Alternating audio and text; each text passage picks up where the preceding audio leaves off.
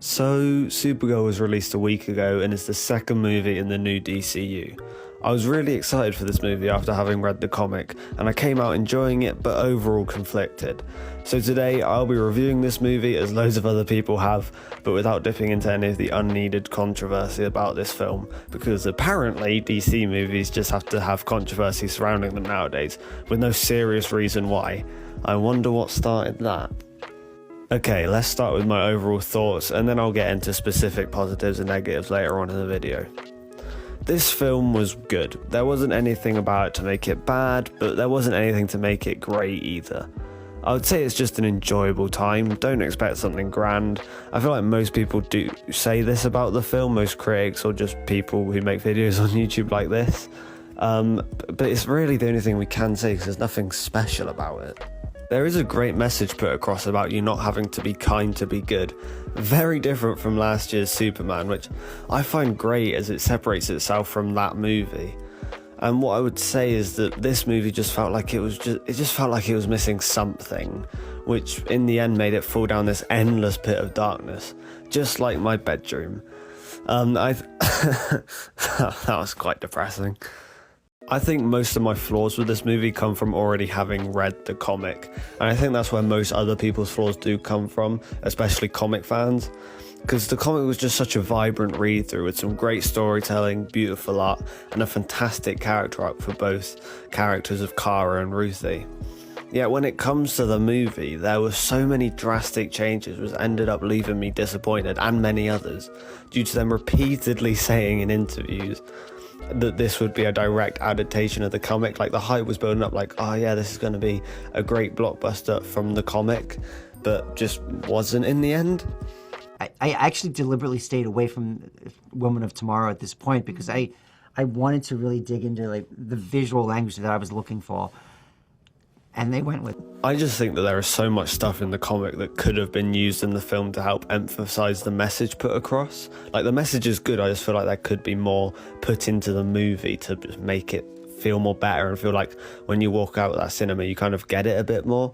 Like, for example, there's this great page in the comic where Kara teaches Ruthie how to wash her hands. It sounds simple when I say it, but in the comic, it's just such a great short moment where Kara is helping her realise the consequences of her actions and the guilt she might feel if she goes down the path of revenge. It's just so powerful in just one page, like 4 panels, and stuff like that I feel could have not only emphasised the messages, but also helped the dynamic and relationship between Kara and Ruthie. I'm not saying that their dynamic wasn't good in the movie, I just feel like it could have been a lot better if we included scenes like this.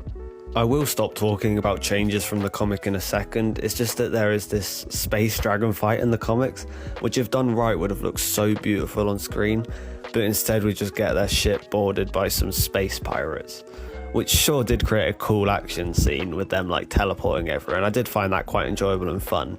It's just that I feel like the dragon fight could have been the thing to make this movie stand out from others instead of feeling like a knockoff Guardians of the Galaxy. Now, this doesn't mean I hate the movie, I just feel like there was a huge missed opportunity when this had the potential to not just be a good movie, but a great movie. And just subtle changes like this, well, maybe not subtle, because I feel like a whole dragon fight would cost quite a lot of money, but like, I just feel like stuff like this could have just changed the movie from being forgettable to being like, oh yeah, do you remember that Supergirl movie with that cool dragon fight? I just feel like that would have been so cool. Okay, let's talk about some positives. Now, this one you might hear a lot, but Millie Alcock as Supergirl is just so freaking good. Like, she delivers such an excellent performance, as if she had been ripped straight from the comics. She shows how the character is different from Superman. You know, she is more edgy and like unprofessional, which actually makes a change from what we see in other female-led superhero movies. But Millie also shows that the character has a kind heart deep inside. It's just her background is what changes her perspective on other people, and her performance just shows that so well. And I'm so excited and happy to see that she'll be reprising her role in Man of Tomorrow, and I can't wait to see her role and the character again just so soon, like a year later after this movie. And like, I really hope James Gunn does her well, please. I would go as far to say all the performances in this movie were a major positive. Eve Ridley delivered an excellent performance as Ruthie, especially for her first feature-length film. Like, that's crazy. And how can I not talk about Lobo? Jason Momoa was born for this role. He crushed it. I also love his involvement in the story and how he's introduced. Like, there's no real introduction to him. We're just kind of thrown onto his character with like a brief explanation. And I just love that about this new universe, how we should just go along for the ride and be okay with every character just showing up here and there without a like proper explanation for them and background, just like in the comics. It's honestly just amazing. I also really loved all of the flashback scenes to Krypton. They were definitely the best part of the film, and I love how they were all spoken in Kryptonian, like with subtitles. That was just so cool. Such cool world building. David Krumholtz was also a big surprise to me, who played Zor-El. And I think these flashbacks really helped with the emotional weight of the film, which, I mean, if it didn't have that, then this movie might be like a 5 out of 10, but with it, it definitely changed my score. And like a change from the comic, which I do really like, is like a 3-day countdown to save Krypto. And this definitely helps the film, as it feels like we're on a time crunch instead of in the comic. It feels like we have like so much time, but it makes sense because this movie kind of needs like a 3-act structure, I guess you could say. I actually don't know how I've gone this far without talking about David Cornsweet as Superman. Like, I won't say much because you probably hear loads of people talking about it. And like, I love the 2025 movie. I keep saying that, but in this movie, he just further shows that he is just perfect. You know, the way he looks, his performance, and especially when they said that he improvised most of his scenes, it's just so beautiful to see. You know, it can make a grown man cry. It's enough to make a grown man cry. But not this man.